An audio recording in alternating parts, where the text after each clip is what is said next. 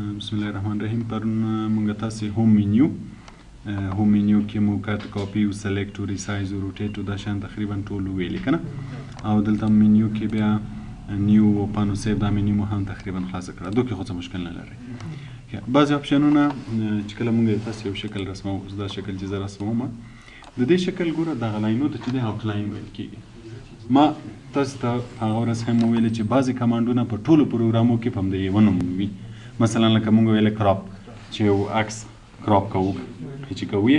دا ورډ ایکسل ایکسس هر پروګرام کې کراپ همدغه وظیفه ده، همدغه نوم ده. نو دلته اوس ګوره د یو شکل اوټ لاین ما باین دا هم ټولو پروګرامو کې په همدغه نامه یادېږي. نو چې دلته مزه شو بل ځای چې ووینئ نو ستاسو ذهن ته باید دستي راشي چې اوټ لاین کوم ځای ته وایي او ما باین فیلډ کوم ځای ته وایي. نو اوټ لاین چې دغه لاینو ته ویل کېږي، د شکل لاینو ته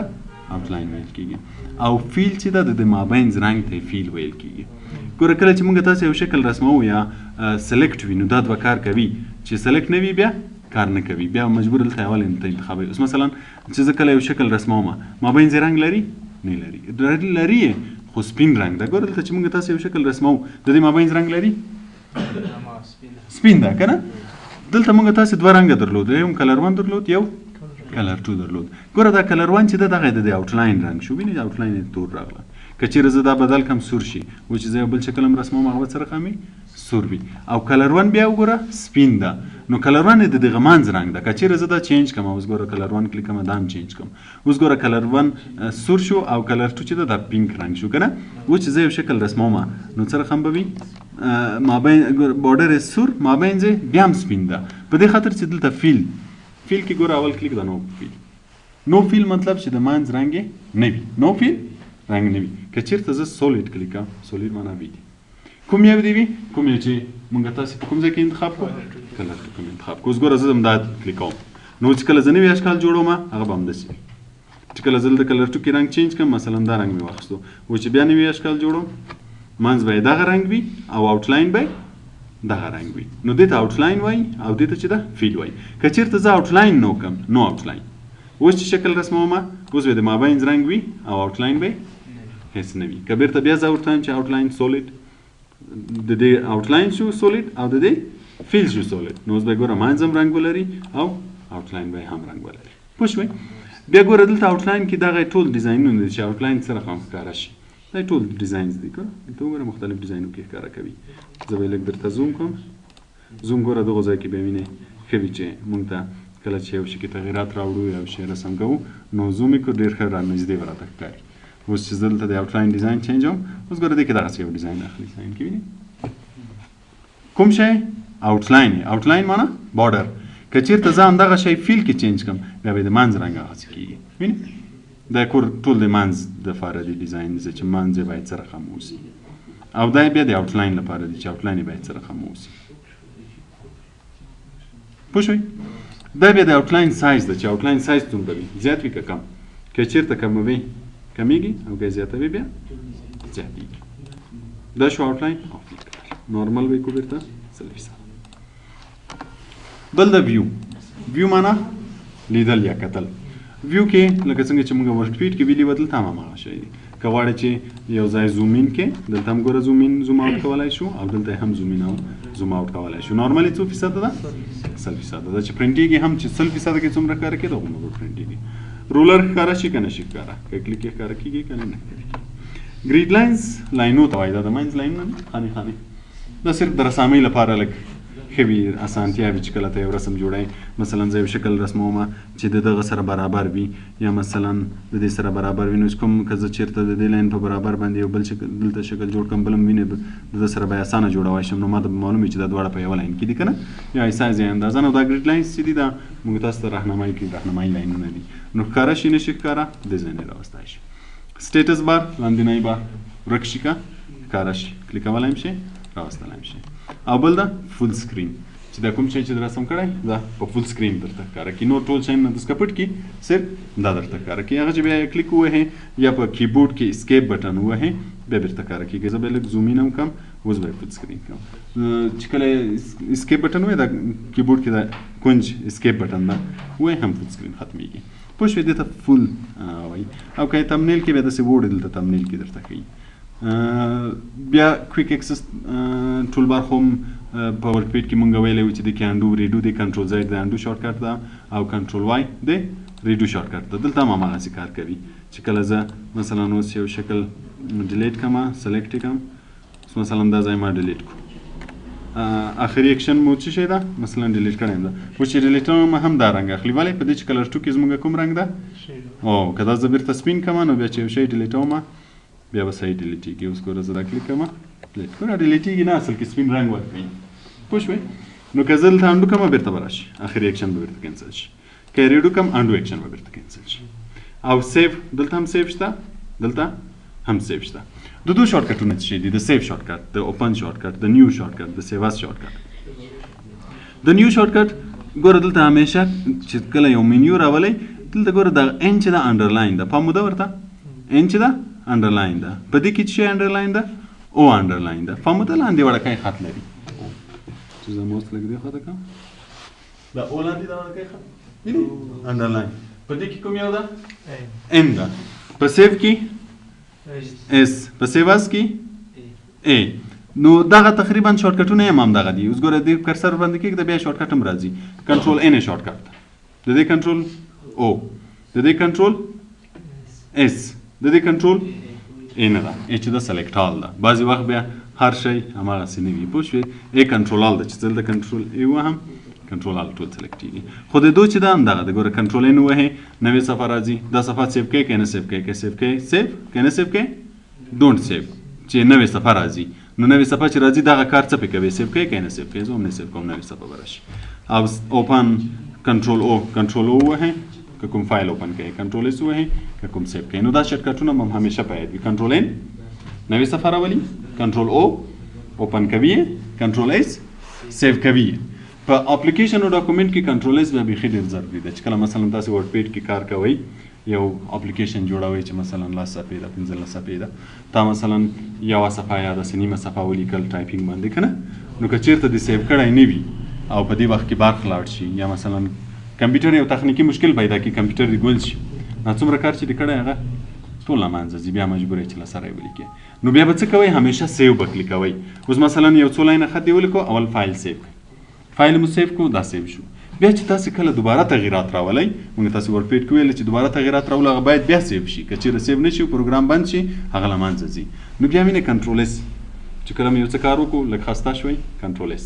فایل سیو کېږي بیا چې لږ کار مو وکړو خسته شوئ کنټرول اس لري زه هغه تاسو پیدا کړئ پوه شوئ. نه داسې ده چې همیشه اول حرف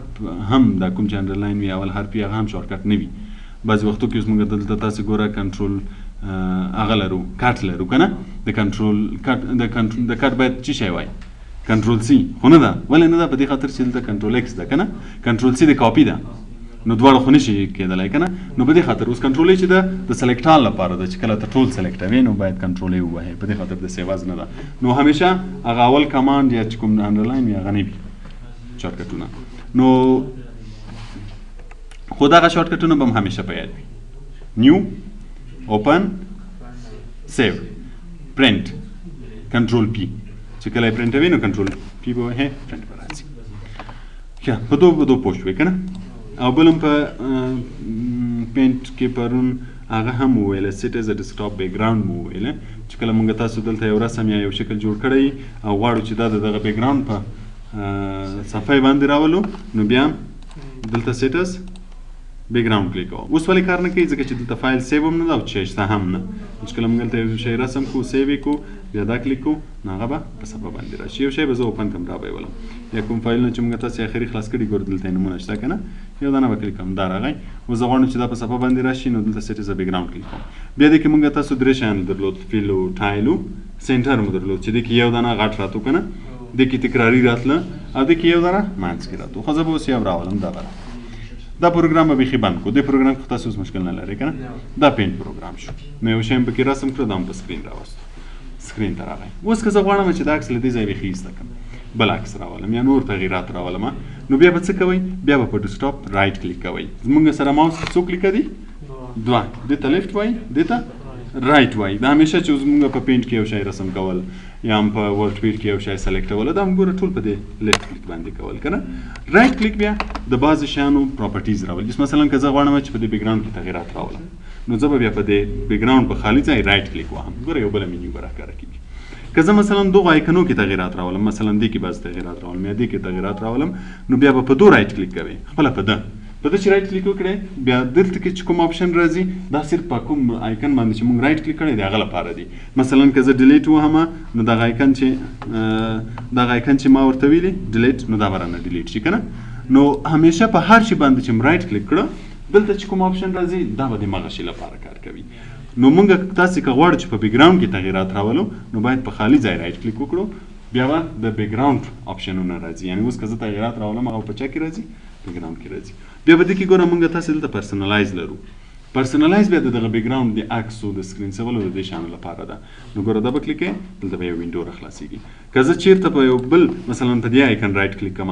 د ده منیو راشي بیا پراپرټیز کلیک کوم دا بیا د دغه په هکله معلومات ماته راکوي چې مثلا د دې سایز څو ده په کوم ځای کې سیف شوی ده هغه شی چې ګوره مخکې راغله هغه نه راځي هغه صرف اور صرف کوم مخکې راځي چې په خالي ځای باندې رایټ کلیک وکړئ هر ځای چې اوس مثلا که دغه ځای کې هم خالي ځای وي زه رایټ کلیک کوم پرسنلایز کلیک کوم بیا به هماغه آپشنونه راځي نو کوم کله په بیک ګراوند کې تغیرات راوستل بیا به په خالي ځای رایټ کلیک کوئ او پرسنلایز ته به راشي پرسنلایز دا به مګزیمایز کړو چې لږ غټ ښکاره شي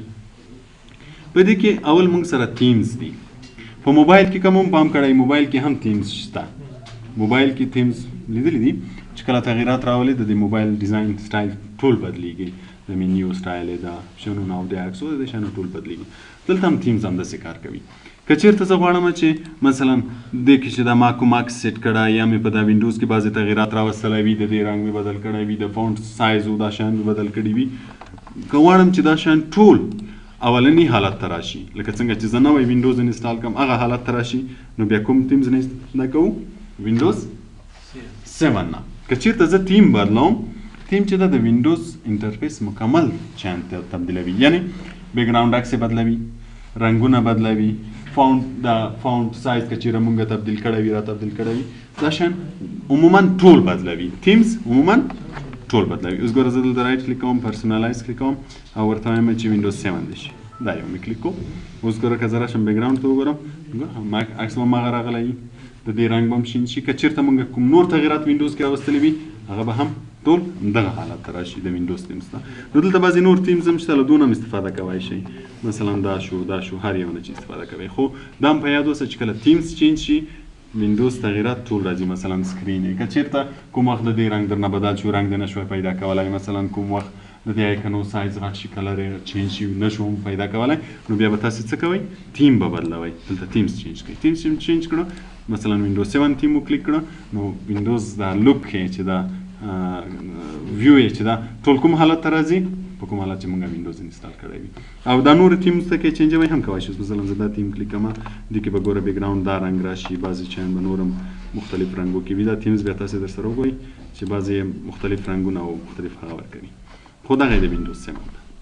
بیا دلته موږ تاسې هر یو جدا لرو مثلا که زه صرف غواړم چې ډیسکټاپ کې تغیرات راولم صرف دا عکس کې تغیرات راولم نور منیو دو رنګو هیڅ کې کار نه لرم فقط چېرته تغیرات راولم ډیسکټاپ کې نو بیا به دلته ډیسکټاپ بیک ګراوند کلیک کوئ ډیسکټاپ بیک ګراوند چې م کلیک کړو کې ګوره اول موږ سره عکسونه دي دا ګوره ټول عکسونه دي دا عکسونه له کوم ځای نه اخیستل شوي دا د وینډوز بیک ګراوند دا خپله چې کله موږ وینډوز انسټال کړو دغه عکسونه هم ورسره وي خو که ته نور عکسونه په کمپیوټر کې لرئ له هغو نه یې اخلئ له دو ځای نه هم راوستی شي او براوز نه یې هم راوستی شي مثلا په فلاش کې وي در سره په ډي ډرایو کې در سره په نورو ځای کې د خپل شخصي عکسونه وي نو بیا چې هر چېرته وي دلته به ځای ورته ښیي چې فلاني ځای کې دی اوکې کوئ به یې دلته به یې درته ښیي چې هر یو دې کلیک کړو هماغه عکس به راځي خو که چېرته دلته وینډوز ډیسکټاپ بیک ګراوندز کلیک وي بیا ټول هغه عکسونه راځي کوم چې وینډوز خپله د ځان سره لري نو په دغه کې که ته هر عکس راولې مثلا زه دا عکس راولم فقط کلیک یې کړه و چې ګوره زه وګورم په بیک ګراوند به هماغه عکس راغلی یا مثلا دا عکس راولم کلیک یې کړه اوس چې وګورئ هماغه عکس راغلی هر عکس چې کلیک یې هماغه عکس په بیک ګراوند باندې راځي بل دلته ګوره موږ سره پوزیشن پکچر پوزیشن دغه ته موږ تاسې مخکې په پین کې چې ویلې ده هماغه شی ده فیل پیټ سټریچ ټایل او سنټر اوس مثلا که زه ټایل کلیک کوم نو دا عکس تکراري راځي خو دا موږ تاسې په پینټ کې ویلې چې دا د عکس په سایز پورې مربوط ده که چېرته سایز غټ وي نو امکان لري چې بیا یو دانه راشي که چیرې سایز وړه کوي نو بیا تکراریږي. اوس مثلا که زه دا عکس سټایل کوم نو اوس که وګورم بیا به هم څو دانې وي؟ یو دانه، ځکه چې دا عکس سایز غټ ده. که چیرته د سایز عکس وړ وي، مثلا زه دغه ځای کې پکچر لایبرري کې کوم عکس وګورم، پکچر دغه عکس لکه موږ تاسو په پینټ کې چې پرې راوستلی وو که نه، اوس دا کلیک کوم چې دا په سکرین راشي. اوس وګوره څو دانې راغلي دي؟ تقریبا 9 دانې راغلي، ځکه چې دلته ټایل کلیک ده. نو دغه اپشنونه چې دي دا اپشنونه همیشه د عکس د سایز مربوط دي. که چیرته سایز غټ وو نو په هغه صورت کې بیا که زه ټایل کلیک کوم بیا هم ماته یو دانه ښیي. که مثلا زه سنټر کلیک کوم اوس ګوره یو دانه به منځ کې وړکی ښکاره شي. وینې؟ خو که چیرې د عکس سایز غټ وي بیا هم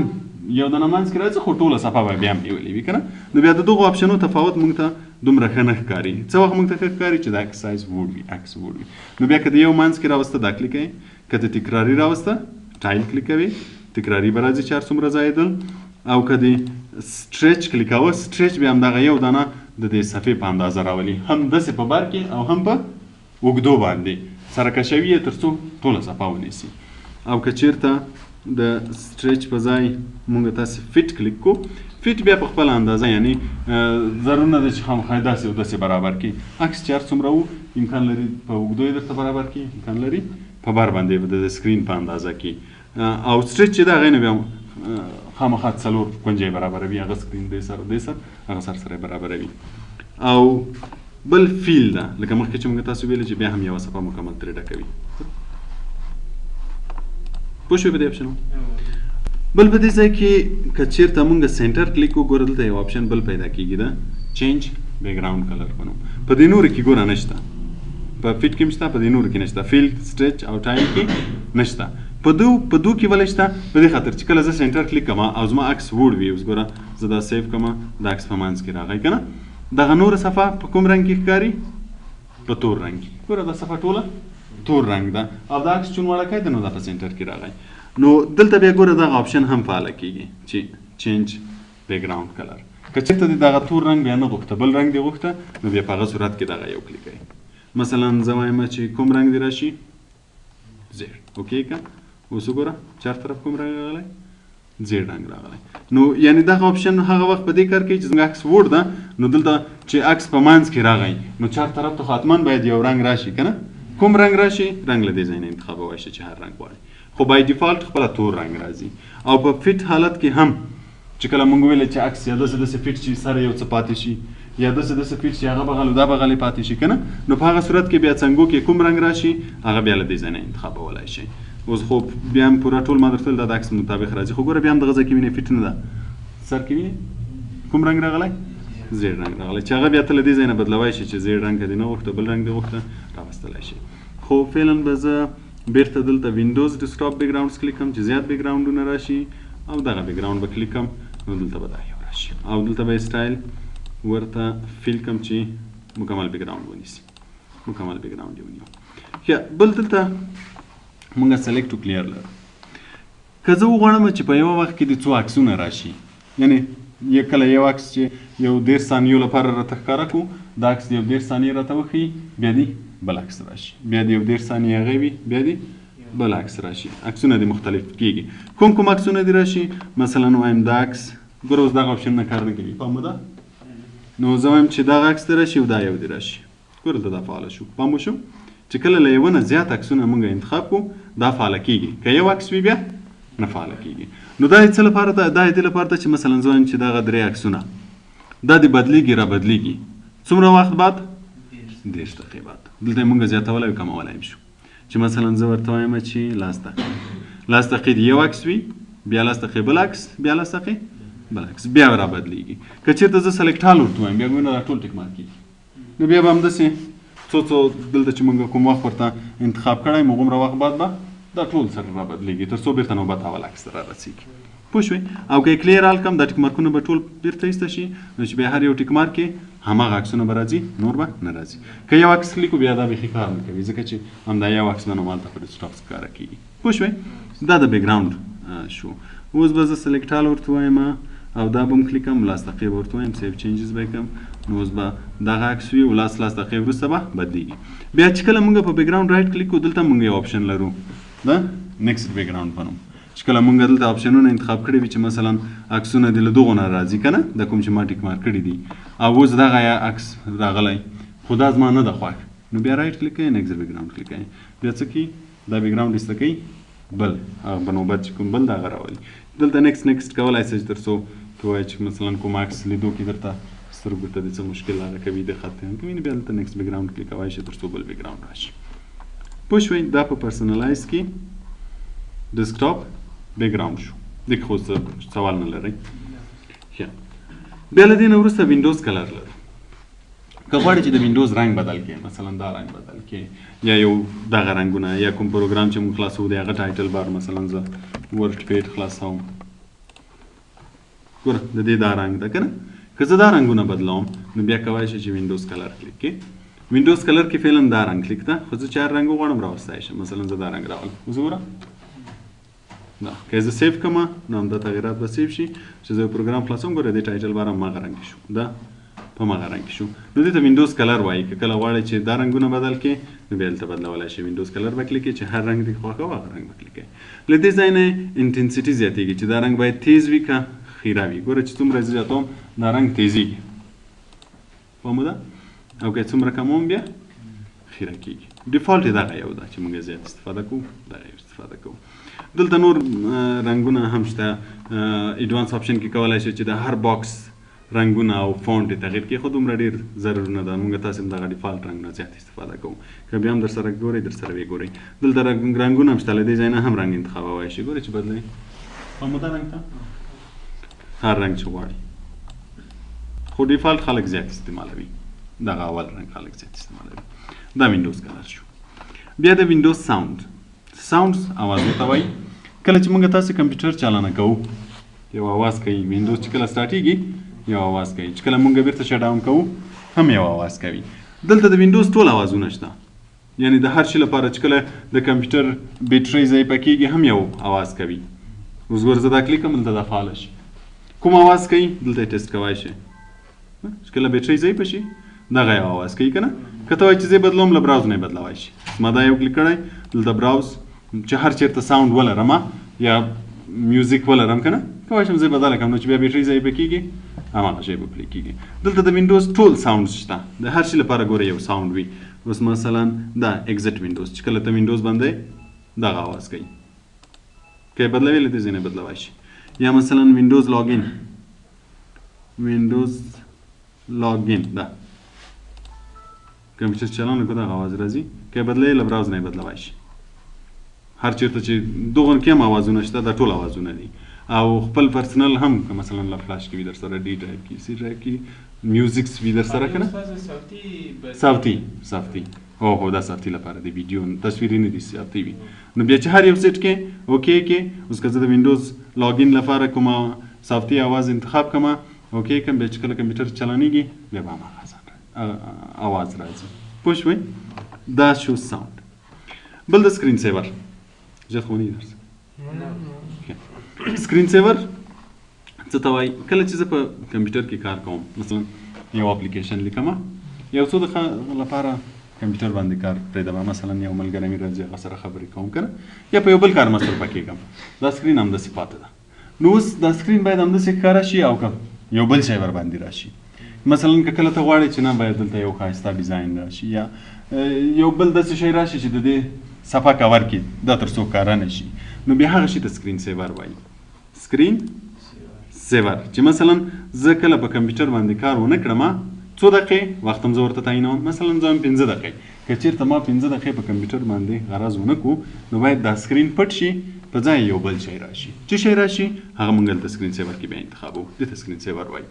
دلته ګوره مختلف شیان شته دا ټول ډیزاینز دي مثلا که زه دغه ببلز کلیک کړم ګوره دلته یې راته ښیي هم وینه یا مثلا یو بل کلیک کړم دا پریویو که یې ګورې صرف پریویو کلیک کړه دا به راشي مثلا که زه دا ډیزاین کلیک کړم او ورته وایم چې کله زه په کمپیوټر باندې غرض نه کوم نو هغه زما سکرین دې پټ شي په ځای دې دا شی راشي نو عکس هم راتلی شي نو بیا به وینې دا به کلیک کړم او اپلای به یې کړم څه وخت راځي ګوره دلته ویټ راځي دلته دقیقې دي څو دقیقې 15 دقیقې دا موږ تاسې بدلولی شو که زه ورته وایم چې مثلا 10 دقیقې اپلای یې کړم نو او کلیک کړی مې هم دا شی ده اوکې ده. نو که زه اوس لاس دقیقې زما په کمپیوټر غرض ونه کړم کله چې ما هر شی خلاص کړی وي لاس دقیقې زه غرض ونه کړم هماغه ډیزاین راځي د دې مخ پټېږي. چې کله زه بیرته ماوس وښوروم یا کیبورډ کې یو بټن ووهمه هغه بیرته ورکېږي بیرته مې سایت ته راځي. دغه شي ته سکرین سیور وایي. دلته بعضې اپشنونه شته پکې وګورئ دا ډیزاینونه هم دي او 3D ټکسټ بیا د خط لپاره ده. کله وایي چې خط راشي کوم خط راشي دلته سیټینګ کې به یې بیا لیکې دغه ځای کې به یې لیکې. ګوره زه لیکم چې باید بریا انسټیټیوټ راشي اوکې. اوس که یو وارې ګورې پریویو یې کړه نو چې کله زه لاس دقیقې یا کوم وخت چې ما تعین کړی ده که دومره وخت لپاره زه په کمپیوټر غرض ونه کړم دا شی راځي. چې کله زه بیرته یا ماوس وښوروم یا بټن ووهم بیا بیرته ورکېږي بیرته مې خپل حواله حالت ته راځي. د دې د 3D ټکسټ چې مو کلیک کړی ګورئ دلته بعضې سیټینګونه هم لري چې باید لږ غټ وي سایز یې غټ وي ووړ وي سپیډ یې زیات وي کم وي څه رقم تاو شي دا شیان ټول خپله در سره وګورئ. څه رقم تاو شي تاوېدو هغه به هم چینج شي سایز به هم چینج شي فونټ رنګ یې هم چینجوی شي دا اپشنونه ټول دلته شته دا خپله در سره بیا وګورئ صحیح ده. کولی شي چې رنګ یې هم بدل کړي اوس مثلا زه دا کلیک کوم له دې ځای نه یو رنګ ورته انتخابوم چې باید رنګ یې سور شي اوکې کې نو چې پریویو کلیک کوئ رنګ به سور وي. دا تغییرات د اپشنونه دومره مهم نه دي خپله یې در سره وګورئ چې هر یو خوښېده هماسې به انتخاب کوئ پوه شوئ. دې شي د سکرین سیور وایي. خو دلته ویټ چې هر څومره وخت ورکې بعد له هغومره وخت به راځي. مثلا که زه ورته 15 دقیقې ورکړم اپلای کړم نو چې زه اوس 15 دقیقې غرض ونه کړم دغه شی به راځي. چې کله بیا ماوس وښوروم یا کیبورډ یو بټن پریس کړم بیرته به ورکېږي. دا نوشته استاده همدغه دا 10 چې ورته نوشته دي 10 ټکسټ 3D 3D ټکسټ دا ته خو نوشته کې 3D ټکسټ بل دې ځای نه انتخاب کې سیټینګ کې به دلته نوشته کې پوه شوې. او که د نور شیان انتخابول له دې ځای نه به انتخابوئ. دغه شي ته سکرین سیور وایي. نن به همدومره